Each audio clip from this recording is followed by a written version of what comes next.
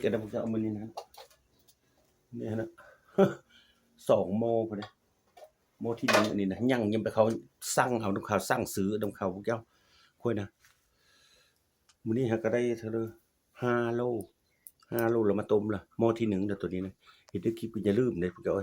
กดไลค์กดแชร์เขาได้คิวทุ่มจืดแต่แล้วบัดนี้4 น้ำ5 น้ำแล้วเจ้า4 น้ำแล้วก็ต้มนะ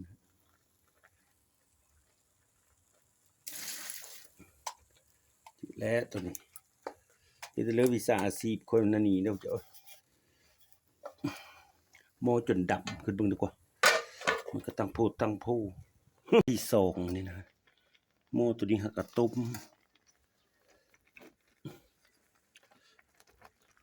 กระลายน้ำนะดิจืดแล้วเป็นโมที่2โมน่ะจนดำขึ้นเบิ่งกันแล้วซ้ำเลือดเลยก็เลยตุ้มเด็กนี่โมที่2นี่เนี่ยแท้ดำเอามาตุ้มมันยังอีดีเขายังเอามาเฮยเด้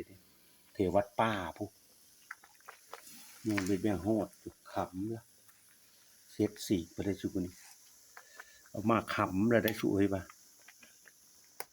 ต้มขี้เหล็กอาซีพคนต้มขี้เหล็กขายกับห่อส้ม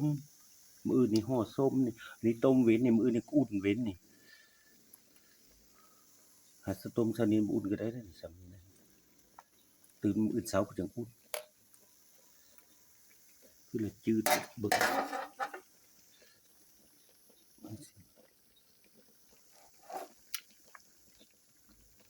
มันจะจืดไปเลยตัวนั้นจืดแล้วตัวโมตัวที่1จืดแล้วตะเวนอย่าลืมอย่าพลาดนะติดตามทางคลิปค่อยได้มาเอาอันนั้นน้ำเข่าเขานะสั่งเอาขี้เล็กน้ำเข่าเขานะบอกอันเลยอันนี้2 แม่ลูกเขาไปเก็บผู้ดีได้เท่าเลยได้เมลูกได้3 โลป่าย3 โลเพิงเมได้11 โลได้โลกันเลยนี่นะสิว่าได้เลยซะเนี่ยนั้นแล้วพวกเจ้าค่อยๆนะต่างประเทศมีมักบ่เนาะประเทศจีนได้มีรับซื้อบ่อันขี้เล็กนี่นะเกาหลีญี่ปุ่นได้บ่เอาบ่สู้ซื้อสิส่งนี่ขี้เล็กยักษ์บ่ขี้เล็กมีบ่บ้านเจ้านะติดตามทางคลิปค่อยได้เด้อเจ้ามาเอาอยู่แต่ละปกไปเดี๋ยวนี้นะเฮิร์นเซลคนนี้นะมาเอาอยู่เฮิร์นเซลนี่เขามาส่งเฮิร์นอันนี้เท่านั้นแล้วเด้อเจ้าเด้ออย่าลืมเด้กดไลค์กดติดตามเขาได้โอ้ยมาแต่ไปเอาขี้เล็กสั่งเก็บซื้อขี้เล็กน้องยังดีแก่ป่าโอ้ยบ้านเบิ่งเพิ่นซื้อแนวอื่นเนาะตู่จะมาซื้อขี้เล็กในสัตว์อื่นหรือมันยาก14 โลไปแล้วก็เก็บทุกมื้อ3 เจ้าโอ้ย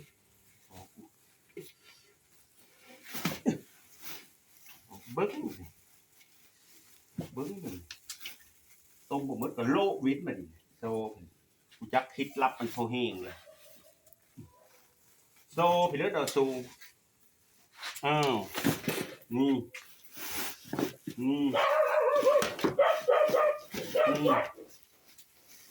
เล็กเล็กหล่นนี่โลเว้นมันคือโซพี่เลือดบัดนี้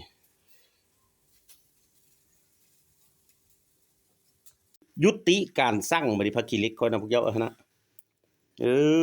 คักบาดถือเลยแบบนี้สำหรับต้มก็2 โมกี้นี่ก็ไต่โบมึงใหญ่ต้มตื้อมีโมนึงพอจบมาเนี่ยโอเคมีแต่ค้างโมโลเว้นได้พวกเจ้ามันลายเดี๋ยวเขาไม่ได้ต้มเหมือนเดี๋ยวคนนอกเว้นในวิธีการนั้นนอกเว้นอันนี้นอกเว้นปีหน้าต้มขายก็ได้คือเก่าซ้ำปิดเอามาตะกกมาได้พักขี้เหล็กนะมีวิธีการเฮ็ดแล้วเดี๋ยวนอกเว้นนี่มันลายพูดเลยเบิ่งนี่ไปเอามาตะวัดป้าก็14 โลครึ่งแล้วอยู่ในแถวนี้ก็พูดนั้นก็4 โล14 โล18เป็น18 21 โล21 โลครึ่งเจ้านะนอกน้ำเว้นนี่มื้ออื่นมื้อฮื้อเพิ่งต้มได้นี่มื้ออื่นนี่ห่อส้มมื้ออื่นนี่นะอันนี้ยังต้มอยู่เดโมนี่ก็นะ4 โมแล้วนะอยู่ผู้อันจืดแล้วนะ2วันนี้ต้มอีกบัดนี้ หม้อนี้กับอยู่พุ่นอีกผู้อยู่พุ่นอีกหม้อหนึงผู้ที่เป็น4หม้อต้มไปขายมื้อฮื้อนี่นะต้มเว้นนี่มื้ออื่นนี่ตั้งหัวส้มนั่นน่ะนะอย่าลืมนะกดไลค์กดแชร์กด Subscribe ให้เด้อฝากกดติดตามเด้พี่น้องทางไทยแลนด์แล้วก็ทางอเมริกาแล้วก็ทางเมืองลาวทั่วประเทศเวียดนามเมียนมากัมพูชาสดใส